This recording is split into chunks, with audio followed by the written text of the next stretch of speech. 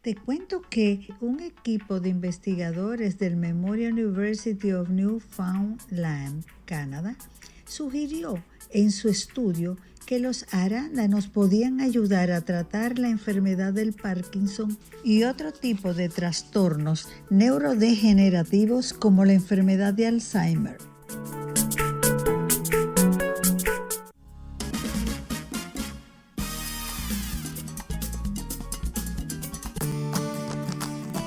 Farmacias Carol presenta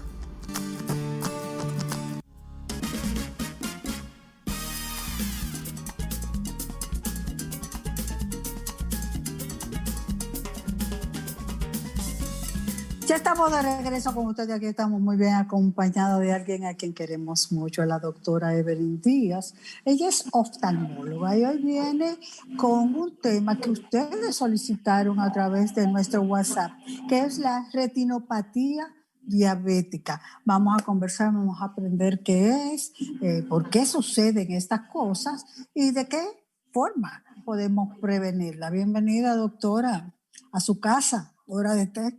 Muchas gracias, doña Saskia, y a todo el equipo. De verdad que para mí es un placer de nuevo compartir en la hora de té. Yo me siento, y siempre se lo digo, como en mi casa. Claro, está así. O sea que Doctora, un placer poder estar con ustedes.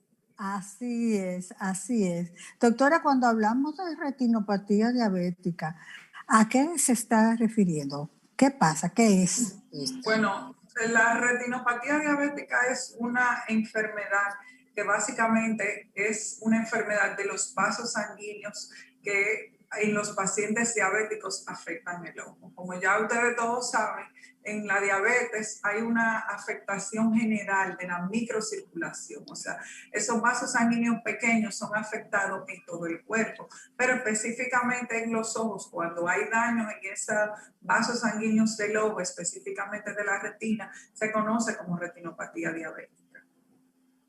Doctora, es interesante conocer cuáles son las alternativas correctivas en cuanto a medicina oftalmológica para los pacientes que han padecido y padecen de retinoplastia diabética. Bueno, vale la pena resaltar que un paciente diabético es un paciente que tiene que ser manejado de manera multidisciplinaria. ¿Qué significa eso? Que es un paciente que tiene que tener un buen control de los niveles de azúcar en sangre, con su médico diabetólogo, con su médico internista, su seguimiento por su cardiólogo, muchas veces con nefrólogo y un nutricionista. ¿Por qué? Porque esa retinopatía diabética son cambios producidos en el ojo, específicamente en la retina, a consecuencia de la propia enfermedad. Mientras más tiempo un paciente tiene siendo diabético, más chance tiene de desarrollar retinopatía diabética. De hecho, es algo como que inevitable que en un momento de su vida un paciente diabético llegue a sufrir de retinopatía diabética con consecuencias devastadoras, porque una retinopatía diabética avanzada que se presenta muchas veces en esos pacientes diabéticos puede llegar a una ceguera irreversible. O sea, el mejor tratamiento para la retinopatía es el control de ese paciente diabético con un equipo integral, con un nutricionista, un médico internista, un cardiólogo, un nefrólogo. ¿Para qué? Para nosotros tratar en el tiempo de conservar esos niveles de azúcar estable y que ese paciente no llegue a desarrollar retinopatía diabética y que si la llega a desarrollar sea detectada y tratada a tiempo, que es lo difícil en el caso de nosotros. Porque muchas veces los pacientes se dan cuenta de que tienen diabetes cuando vienen aquí al consultorio y le hacemos un fondo de ojo y le decimos, usted tiene retinopatía diabética, y él te dice, no, yo no sufro de azúcar. O sea, que en un porcentaje importante de esos pacientes ni siquiera saben que sufren de azúcar. Y eso puede aquejar a cualquier persona de cualquier tipo de diabetes, doctora. Sí, claro que sí. Mientras más tiempo tenga el paciente sufriendo de diabetes, más chance tiene de desarrollar una retinopatía diabética. O sea que los porcentajes de retinopatía diabética aumentan de acuerdo al tiempo de la enfermedad. Es decir, que si nosotros tenemos una persona que tiene 1 año siendo diabético, no es lo mismo que una persona que tiene 20 años siendo diabético. Nosotros tenemos más chance de encontrar retinopatía diabética en esa persona que tiene 20 años. Pero sobre todo, algo muy importante es el control de la glicemia de ese paciente. paciente, cómo ese paciente se trata, cómo ese paciente se controla. Si es un paciente no controlado, son los pacientes que nosotros le decimos que son una bomba, que son pacientes que por más que nosotros le demos tratamiento, le pongamos inyecciones, le demos láser, hagamos cualquier tratamiento, lo que nosotros le decimos, o sea, realmente la retinopatía diabética es una consecuencia de la enfermedad que nosotros podemos ver en los ojos, pero ya cuando esos pacientes tienen los ojos afectados, así mismo tienen los otros órganos, riñón, problemas de la circulación y problemas también de la presión alta. O sea, le puede dar a cualquiera, lo único es ser diabético. Y todos nosotros sabemos ya que la diabetes es una enfermedad que ahora mismo va en aumento de una manera exorbitante. ¿Por qué? Por los mismos hábitos alimenticios de todos nosotros y también por la vida sedentaria. Es más barato para una persona pobre comprarle a un hijo un refresco y un bizcochito, según ellos, que hacerle unos vegetales hervidos o hacerle una ensalada. Tiene que ver mucho también con el factor cultural. Doctora, como en otras enfermedades, ¿es igual aquí con la retinopatía que hay diferentes tipos? Y he escuchado mucho hablar de edema macular. Sí, sí. ¿Qué es eso? Sí, la retinopatía diabética se clasifica en dos grandes grupos, que es retinopatía diabética no proliferativa, retinopatía diabética proliferativa, y dentro de cada una nosotros tenemos subgrupos. Entonces, ¿qué es lo que pasa? Para ponerlo de una forma que entienda, nosotros en la retina, que es ese tejido que tapiza la parte posterior del ojo, nosotros tenemos un sistema circulatorio. Y yo le digo a los pacientes que son como pequeñas mangueritas. Cuando hay niveles anómalos, el azúcar sube o baja, esos vasos sanguíneos no se desarrollan adecuadamente, se desarrollan vasos sanguíneos que no son normales. Al no ser normales, no tienen la misma fortaleza y esos vasitos se rompen, y cuando se rompen sale sangre. Esa sangre se acumula en la retina y se acumula en el lugar donde nosotros tenemos la mejor visión, o sea, el área como que más delicada, porque es el área de la mácula donde están concentrados esos elementos que son los fotorreceptores, que son los encargados de recibir lo que uno ve y mandarlo al cerebro. Entonces, básicamente ahí en ese lugar, esos pequeños vasos sanguíneos, a través de abertura le sale líquido, derrama líquido, y ese es el famoso edema macular diabético, que no solamente se puede producir en la diabetes, sino que se puede producir a algunos pacientes después de cirugía de catarata le puede dar un edema. Hay algunas patologías incluso que tienen que ver con el estrés, como la serosa central, que causan edema, pero en la diabetes hay un edema que es como que particular, que es el edema macular diabético y que es muy común en los pacientes diabéticos. Entonces ya esos son pacientes, con lo que yo le explico, yo le dije, imagínense su vaso sanguíneo como una manguerita, hay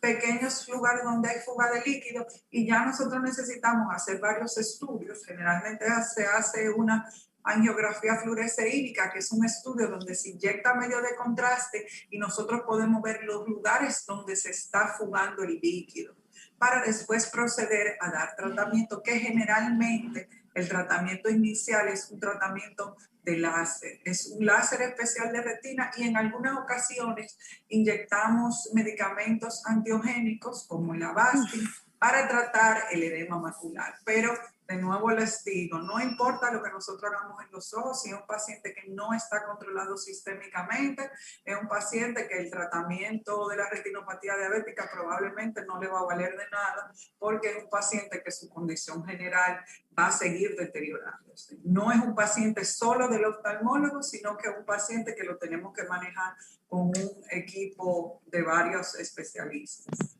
Doctora, un asunto. ¿En quiénes tienden más a padecer retinoplastia diabética? Los hombres, retinoplastia. Retinopatía, ajá. Retinopatía. Bueno, realmente no hay ¿Hombres o mujeres? No hay una diferencia significativa entre hombres y mujeres. Sí, lo que sí se sabe es que la retinopatía diabética está asociada a la obesidad. Entonces, hay factores de riesgo, como son, por ejemplo, la obesidad y la vida sedentaria, que hacen que una persona sea más propensa a desarrollar diabetes. Porque recuerden que la retinopatía diabética es el daño en la retina causado por la diabetes. O sea, ¿cuál es la condición número 1 de desarrollar retinopatía diabética? Es ser diabético. Y los factores de riesgo afectan igual a los hombres y a las mujeres. Es debatible, porque en muchos casos las mujeres, al ser las que nos embarazamos, aumentamos de peso. Algunas personas dicen que las mujeres más, otras personas dicen que los hombres hacen más ejercicio, pero realmente en el mundo actual una pandemia, por así decirse, es la retinopatía diabética y la diabetes en sí, sobre todo ahora después de la cuarentena. O sea, nosotros vamos a cumplir casi 2 años donde hay muchas personas que quizás antes se ejercitaban y ahora por miedo a salir, por miedo a contagiarse, no se ejercitan. Entonces, es muy común que lo primero que uno oiga de una persona de la cuarentena es que le diga que haya aumentado de peso. Entonces, todo eso ha hecho que nosotros tengamos más pacientes diabéticos y peor aún, más pacientes diabéticos aislados en su casa sin buscar los servicios. O sea que probablemente haya muchos diabéticos debutantes que estén en su casa sufriendo de diabetes sin ni siquiera saber. Porque la mayoría de la gente, mucha gente ya trabaja pegada de una computadora o en un televisor sin salir, y eso hace que realmente el sedentarismo aumente. O sea que los mismos factores de riesgo para tener retinopatía diabética son los mismos que de ser diabético, y sobre todo no tener un buen control. ¿Qué tiempo, doctora, se toma la retinopatía en influir o en tener como un proceso de llegar a una ceguera en todo caso? Eso depende del grado de la diabetes del paciente y del tiempo en que el paciente llegue a la consulta con el oftalmólogo. Sí, lo que sí, que sí, son pacientes insulinodependientes que ya tienen otras enfermedades, como por ejemplo esos pacientes diabéticos que ya los riñones no les funcionan y están en diálisis. Esos pacientes en un alto porcentaje tienen retinopatía diabética de alto riesgo, que son pacientes ya que uno los recibe ya habiendo perdido una visión y con un pronóstico muy reservado para la cirugía. O sea que el desarrollo de la retinopatía diabética va de la mano del tipo de diabetes que tenga el paciente y de la condición de la diabetes en general. Yo le puedo decir que tengo pacientes aquí en la consulta que tienen 15 años siendo diabéticos, que son personas metódicas, que lo ven un nutricionista, que se ejercitan, que mantienen su azúcar, sus niveles de azúcar constante, y uno lo examina y tienen realmente muy poco hallazgo de retinopatía diabética. Y sin embargo, tenemos el famoso paciente que viene y te dice, el azúcar me sube a 600 todos los meses, yo no me pongo la insulina porque me pone peor. Entonces, esos pacientes son unos pacientes de muy difícil manejo. Sobre todo también porque una cosa muy importante, y es que el acceso a los servicios de retina en nuestro país, en Latinoamérica, pero en el mundo entero es muy difícil. Los servicios de retina son costosos, son delicados y son procedimientos, por ejemplo, un procedimiento quirúrgico de retina, estamos hablando de 150,000, 300,000 pesos en un paciente pobre, que no es que el médico cobre caro, que realmente son procedimientos que llevan mucha tecnología, que los materiales son caros y que sobre todo no tenemos tantos especialistas en retina como quizás debiéramos tener, o pudiera decirse también que la mayoría de esos servicios están enfocados al público que lo paga, y tiene que ver mucho con el tiempo en que un paciente se opere. Por ejemplo, un paciente diabético que un especialista lo ve, lo refiere para cirugía de retina, muchas veces de aquí a que el paciente, entre el momento en que le indicaron la cirugía y el momento en que el paciente se indica, muchas veces han pasado hasta más de 6 meses, donde ya el pronóstico visual es reservado. Y de ahí es que viene que el paciente te dice, yo no me quiero operar porque me operó un ojo, pero después que me operé ese ojo, no vi. O sea que es un tratamiento muy complejo, las intervenciones son costosas también. Y como todo, pero sobre todo dentro del área de la oftalmología, el servicio más caro, por así decirse, son los servicios de retina. De hecho, pocos hospitales en Santo Domingo ofrecen el servicio de retina y mucho menos lo ofrecen para aquellos pacientes de escasos recursos. O sea que eso es una tragedia. Es muy difícil. Doctora, ¿por qué es tan importante o lo piden tanto realizarse, por ejemplo, una hemoglobina glicosilada? ¿Qué datos puede aportar esto ante una situación como esta de la retinopatía? Dos formas de nosotros diagnosticar diabetes, e incluso esos son unos criterios que están dados por la Asociación Americana de Diabetes. Hay un control que es el nivel, la glucosa, que es el nivel en la sangre de azúcar en un momento determinado. Es un paciente que va al laboratorio, se hace una glicemia y te dice 200, 300. Entonces, según la Asociación Americana de Diabetes, para que nosotros catalogar a un paciente diabético, debe de tener una glucosa mayor de 110 miligramos sobre decilitro. Y eso varía de acuerdo al método del laboratorio. Muy bien. Pero ¿qué pasa? Si usted la noche anterior a ese análisis se comió 3 chocolates, se comió 3 Snickers o 3 Milky Way o se comió una batida con mucho azúcar, ese azúcar le puede salir ahí. Entonces, eso no necesariamente significa que usted sea un paciente diabético, pero ¿qué particularidad tiene la hemoglobina glucosilada? Que la hemoglobina glucosilada nos mide los niveles de azúcar en la sangre por 120 días. Entonces, ¿qué pasa eso? Que nosotros vamos a tener el control de ese azúcar por ese tiempo determinado, porque mide esos niveles de azúcar dentro de la vida media de un glóbulo rojo, que son aproximadamente 120 días. Entonces, también hay unos parámetros para nosotros saber si ese paciente ha estado bien controlado o no. Un diabético con una hemoglobina glucosilada alta, aunque tenga una glucosa normal, significa que es un diabético que no tiene buen control. Que quizá que como ese señor sabía o esa paciente sabía que iba a tener un análisis de glucosa, se controló 2 o 3 días anteriores, pero que si nosotros vamos para atrás, esa persona tiene un mal control. Entonces, por eso sí se utilizan esos dos parámetros, porque la hemoglobina glucosilada nos da un dato en el tiempo, en ese tiempo de día, cómo ha estado la glicemia de ese paciente, y también es predictivo, sobre todo para el control de los pacientes diabéticos. Hay otros análisis que se hacen como curva de tolerancia a la glucosa, porque ya nosotros sabemos que hay pacientes que empiezan a dar algunas manifestaciones de diabetes antes de desarrollarla totalmente. Entonces ya sí el médico internista o el diabetólogo manda a hacer unas pruebas especiales como la curva de tolerancia a la glucosa, que puede predecir en un futuro si tú puedes padecer de diabetes o no. Pero un factor importante en la diabetes es la genética, es la herencia. O sea, si ustedes tienen historias, si uno tiene historia familiar de diabetes, de un papá, de un abuelo, de un tío, son pacientes que deben de cuidarse y generalmente hacer estudios de screening o de para detectar posibles problemas con el azúcar, con la diabetes. Doctora, nos gustaría saber, hablemos un poco de aparatología y de tecnología que se utiliza para la corrección de la retina cuando ya tenemos el paciente con el problema. ¿En qué podemos, vamos a decirlo así, cuál es